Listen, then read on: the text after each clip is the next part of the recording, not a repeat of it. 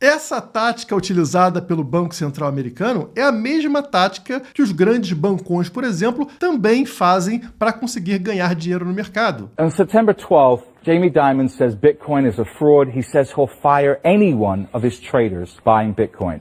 Bitcoin drops 24%. When Jamie Dimon speaks, people listen. People listen. So that weekend, we found out that the largest buyer of a Bitcoin fund that's in Europe that buys physical Bitcoin, right? The largest buyer was Morgan Stanley and JP Morgan. And that's not illegal.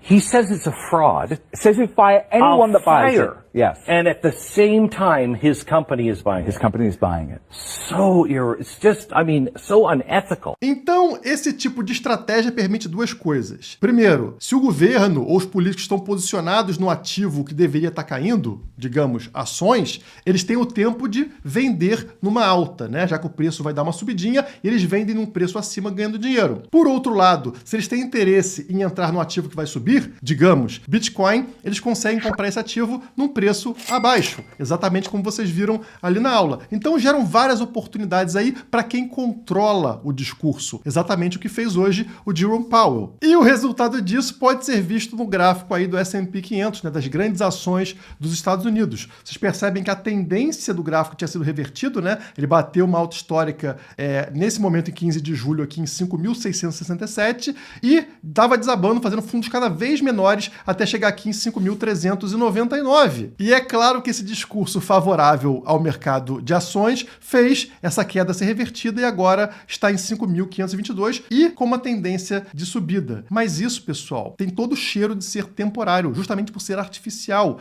E este padrão gráfico aqui, muitas vezes, ele acaba sendo o que a gente chama de pulo do gato morto, Dead Cat Bounce. E o que significa Dead Cat Bounce, pulo do gato morto? Essa matéria aqui explica pra gente que é justamente o gráfico que a gente está identificando ali, né? Ou seja, tem um topo, o mercado está numa tendência de queda e de repente acontece uma ligeira reversão que parece que voltaremos para alta, mas não, é só um pulinho de um gato que já estava morto. Jogaram o gato lá de cima, ele quicou no chão, dá só aquela levantadinha e você fala, opa, tá vivo. Não, ele continua morto. Então é uma manipulação temporária de mercado que pode servir também para dar uma aliviada na economia americana, mas que não faz sentido em relação ao Bitcoin. Algo que deveria ser positivo para o Bitcoin está fazendo o preço cair, porque enganou muitos investidores que estão tirando do mercado que eles consideram mais arriscado e jogando para o mercado de ações. Então, quando a gente abre aqui o gráfico semanal do Bitcoin, é exatamente o que vocês estão vendo, né? O preço ele bateu no topo daquele canal, daquela bandeira, como a gente estava falando, né? E mergulhou, e caiu. E olha só o que está acontecendo. Ele veio testar a linha verde, a média de 21 semanas, não é essa? 21 semanas que estava aqui, e nesse momento está até tentando romper para baixo dela. Lembrando que é o gráfico semanal que só fecha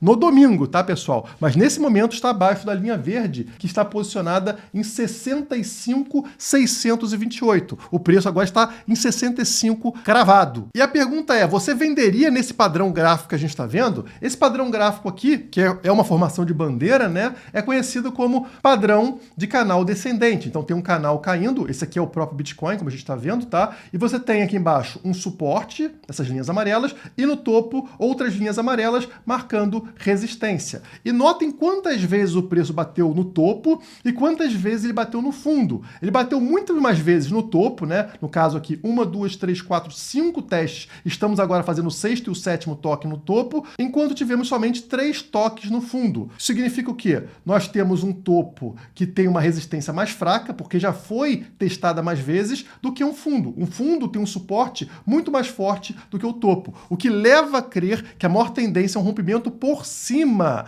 deste padrão aqui, confirmando, portanto, uma bandeira de alta, como vocês estão vendo no desenho aqui embaixo, né? Esse é o padrão, a tendência seria justamente essa, ó, mais toques no topo, o rompimento acontecer por cima. Pode acontecer por baixo? Pode, mas não seria a tendência. E quem que vende numa consolidação pós-halving? como aconteceu em todos os ciclos, estão vendo aqui os momentos marcados nos círculos amarelos, né? É a consolidação, é a lateralização que sempre acontece após um halving, que são essas linhas tracejadas que vocês estão vendo no gráfico. Estamos exatamente nesse momento, como também passamos por esse momento aqui em 2020 e também passamos por esse momento aqui em 2016. E leva um tempo até acontecer a explosão que vocês percebem aqui na sequência, né? É um tempo de lateralização e depois uma explosão de preço. Será que estamos demorando mais do que o normal para essa explosão acontecer? Não! A impressão que a gente tem disso estar acontecendo é porque começamos a lateralizar antes do halving. Batemos alta histórica pela primeira vez na história antes do halving. E aí o preço começou a lateralizar. Então dá essa sensação ruim, mas depois do halving é um tempo normal. Como vocês podem ver nesse gráfico aqui, a gente está dentro do primeiro 7% do progresso do halving, como aconteceu em todos os halvings. Estão percebendo aqui que quando está nesse laranjado aqui, 7%,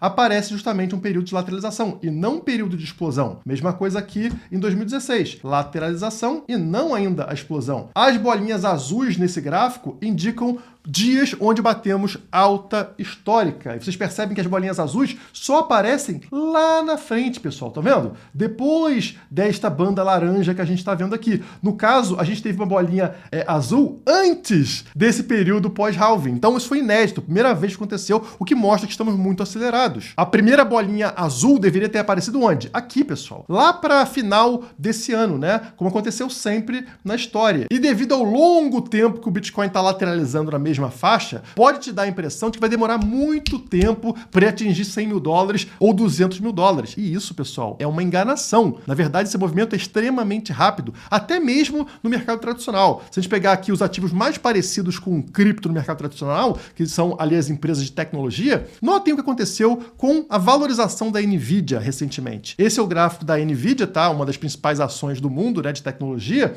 Vocês percebem que em somente 162 dias ela foi deste ponto aqui, 1,3 trilhões, exatamente o valor de mercado do Bitcoin, 1,3 trilhões de dólares, e em 160 dias subiu para 3,3 trilhões de dólares, pessoal, em somente 160 dias. Sabe o que isso significa? Se a mesma coisa acontecer com um ativo que tem muito mais potência do que a ação, que é o Bitcoin, ele sairia ali do valor atual, de 65, 66 mil dólares, e iria bater em 180 mil dólares até o Natal. Assim. E aí, quando você pensa em entrar, já era. Você já perdeu o trem, já perdeu o bonde. Então, aqueles que conseguem entender isso, se posicionam corretamente para esperar a explosão, ganham. Os outros ficam só olhando e falam, putz, perdi a oportunidade.